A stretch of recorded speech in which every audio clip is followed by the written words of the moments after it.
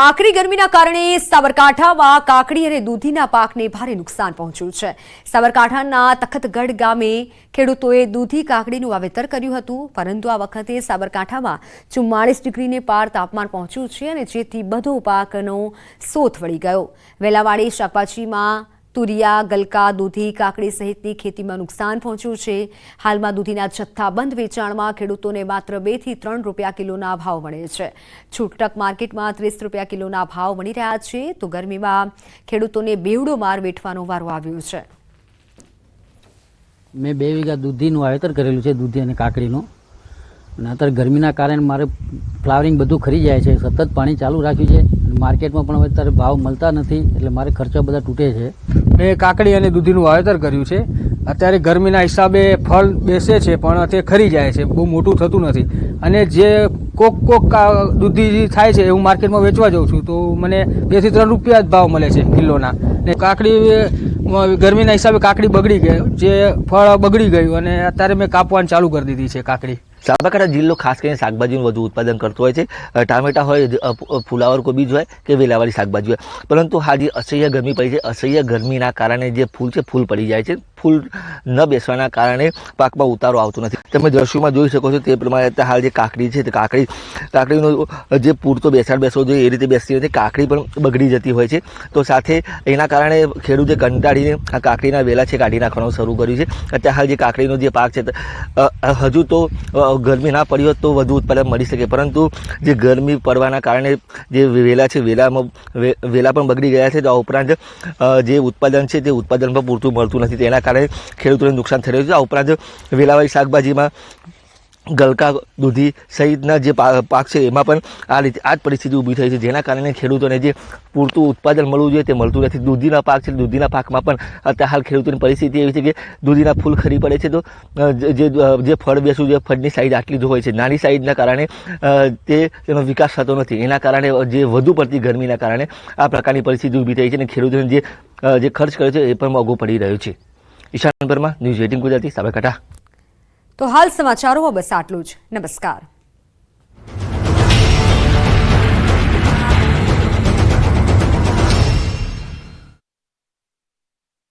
ભરાવના કારણે જનજીવન પ્રભાવિત થયું। શહેરી વિસ્તારમાં રસ્તાઓ પાણીમાં ગરકાવ થયા। પાણી ભરાતા શહેરોમાં દુકાનો બંધ જોવા મળી।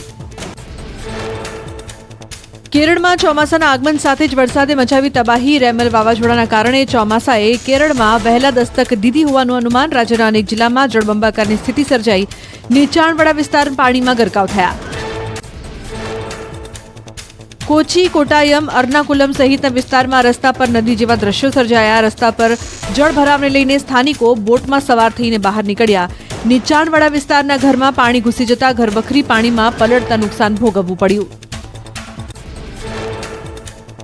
કોચીમાં મુશળધાર વરસાદથી રસ્તા પર દરિયા જેવા દ્રશ્યો। સતત વરસાદી માહોલથી જનજીવન અસરગ્રસ્ત થયું। રસ્તા પર જળભરાવના કારણે વાહન ચાલકોને પડી હાલાકી। લોકો રેનકોટ અને છત્રીના સહારે જોવા મળ્યા। મણિપુરમાં સતત વરસાદના કારણે અનેક નીચાણવાળા વિસ્તારો બેટમાં ફેરવાયા। ઠેર ઠેર પાણી ભરાતા અસરગ્રસ્ત લોકોનું કરાયું રેસ્ક્યુ। રસ્તા પર બોટ વહેતી જોવા મળી। એનડીઆરએફ સહિતની ટીમ દ્વારા પૂરમાં ફસાયેલા લોકોનું રેસ્ક્યુ કરીને સુરક્ષિત સ્થળે ખસેડાયા। મણિપુરના ઇમ્ફાલના રસ્તાઓ નદી બન્યા। ઇમ્ફાલ ખ્વારાઇમ બંધ માર્કેટ પાણીમાં ગરકાવ। વાહન ચાલકો અને રાહદારીઓ પરેશાન। રહેણાંક વિસ્તારમાં પાણી ઘૂસ્યા। રસ્તા પર પણ પાણી ભરાતા ઠેર ઠેર ગંદકીના દ્રશ્યો જોવા મળ્યા। 8 રાજ્યની 57 બેઠકો પર ચૂંટણી પ્રચાર પડઘમ શાંત। લોકસભા ચૂંટણી 2024ના અંતિમ તબક્કાનું 1 જૂને યોજાશે મતદાન। ઉત્તર પ્રદેશની 13, બિહારની 8, ઓડિશાની 6, ઝારખંડની 3, હિમાચલની 4, પશ્ચિમ બંગાળની 9 અને ચંડીગઢની 1 બેઠકનો સમાવેશ। પ્રધાનમંત્રી મોદી કન્યાકુમારી પહોંચ્યા। ભગવતી અમ્મન દેવીના દર્શન કર્યા। 1 જૂન સુધી વિવેકાનંદ શિલા પર ધ્યાન કરશે। આ સ્થળ પર સ્વામી વિવેકાનંદે કર્યું હતું ધ્યાન। પ્રધાનમંત્રી મોદીના કન્યાકુમારી પ્રવાસને લઈને ચુસ્ત બંદોબસ્ત ગોઠવાયો। 2000થી વધુ પોલીસકર્મી સહિત અલગ અલગ સુરક્ષા એજન્સીઓ ખડે પગે। જ્યાં પીએમ મોદી ધ્યાન પર બેઠા ત્યાં ધ્યાન પર બેસી સ્વામી વિવેકાનંદે વિકસિત ભારતનું સપનું જોયું હતું। રાજકોટ આકાંડ બાદ સાંસદ રામ મોકરિયાએ કર્યો તંત્રના ભ્રષ્ટાચારનો ખુલાસો। કહ્યું, રાજકોટ મનપામાં પૈસા વગર નમસ્કાર, આપ જોઈ રહ્યા છો ગુજરાતની number 1 news channel news 18 Gujarati. આપણું ગુજરાત સાથે હું છું સિદ્ધાર્થ દવાકિયા. મહત્વના સમાચારથી કરી શરૂઆત. મૂકો લાપસીના એંધાણ, દેશમાં આવી પહોંચી મેઘ સવારી. કેરળમાં સત્તાવાર રીતે ચોમાસું બેસ્યું.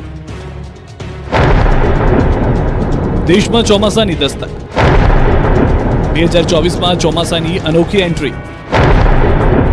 એક સાથે દક્ષિણ અને પૂર્વોત્તરમાં બેઠું ચોમાસું. ગુજરાતમાં ક્યારે પહોંચશે ચોમાસું? કાળઝાળ ગરમીથી લોકો તોબા પુકારી ગયા છે, ત્યારે રાહતના સમાચાર મળ્યા છે. ભારતીય હવામાન વિભાગે જાહેરાત કરી દીધી છે કે દેશમાં ચોમાસાએ દસ્તક દઈ દીધી છે. દર વર્ષની જેમ આ વર્ષે પણ કેરળમાં ચોમાસાએ મંડાણ કર્યું છે. જો કે આ વખતે નવાઈની વાત એ છે કે પૂર્વોત્તરના રાજ્યોમાં પણ કેરળ સાથે જ ચોમાસાની એન્ટ્રી થઈ ગઈ છે. એટલે દેશની સાથે સાથે ગુજરાતના ખેડૂતો માટે પણ ખુશીના સમાચાર એ છે કે ભારતમાં ચોમાસાએ 2 દિવસ વહેલા દસ્તક દઈ દીધી છે અને હવે મેઘરાજા કર્ણાટક, ગોવા, મુંબઈ અને બાદમાં ગુજરાતના દરવાજા ખખડાવવા માટે તેજ ગતિથી આગળ વધી રહ્યા છે. દર વખતે ચોમાસું કેરળથી એન્ટર થતું હોય છે. આ વખતે કેરળ અને પૂર્વોત્તરના ભાગોમાં ચોમાસાએ એક સાથે એન્ટ્રી મારી છે. હજુ ચોમાસું આગળ વધે તે માટે દેશમાં સ્થિતિ ખૂબ જ સાનુકૂળ છે. દેશમાં ચોમાસાએ 2 દિવસ વહેલા દસ્તક દઈ દીધી છે. 2 થી 3 દિવસમાં ચોમાસું કર્ણાટક સુધી પહોંચી જશે. 5 જૂને મેઘરાજાની સવારી ગોવા પહોંચી જશે. 10 જૂને મુંબઈ અને 15 જૂન સુધીમાં મેઘરાજાની ગુજરાતમાં પણ ધમાકેદાર એન્ટ્રી થઈ જશે. 15 જૂને દક્ષિણ ગુજરાતમાં વલસાડ, ડાંગ સહિતના જિલ્લામાં ચોમાસું બેસી જશે. 25 જૂન સુધીમાં અડધા ગુજરાતમાં ચોમાસાની એન્ટ્રી થઈ જશે અને મહિનાના અંત સુધીમાં એટલે કે 30 જૂને સમગ્ર ગુજરાતમાં ચોમાસાનું મંડાણ થઈ જશે.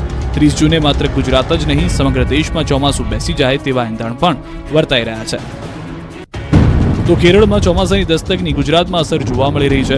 ગુજરાતના દરિયાકાંઠા પર તેજ પવન ફૂંકાવાનું શરૂ થયું છે. ડુમ્મસના દરિયાકાંઠે ભારે પવન ફૂંકાવાનું શરૂ થયું છે. 40 કિલોમીટર પ્રતિ કલાકની ઝડપે પવન ફૂંકાઈ રહ્યો છે. ખેડૂતો માટે ખુશીના સમાચાર. ગુજરાતમાં ચોમાસું બેસવાને માત્ર 15 દિવસ બાકી. ગુજરાતમાં ગરમીના વળતા પાણી શરૂ થઈ ગયા છે. જનતાને ગરમીથી રાહત મળવા માંડી છે. સાથે જ જેની આતુરતાપૂર્વક રાહ જોઈ રહ્યા હતા તે ચોમાસાનું આગમન ભારતમાં થઈ ગયું છે. દેશમાં ચોમાસાએ દસ્તક આપી દીધી છે. હવામાન વિભાગે ચોમાસું બેસી ગયાની પુષ્ટિ કરી દીધી છે. ત્યારે હવે ગુજરાતમાં ક્યારે ચોમાસું બેસી જશે તેની રાહ જોવાઈ રહી છે. હવામાન વિભાગના કહેવા પ્રમાણે ગુજરાતમાં 15 જૂન આસપાસ બેસી શકે છે ચોમાસું. 15 જૂને ગુજરાતમાં ચોમાસું એન્ટ્રી કરશે. આ વખતે ગુજરાતમાં સરેરાશ ચોમાસું સારું રહેશે. કડાકા ભડાકા સાથે વરસાદ પડશે.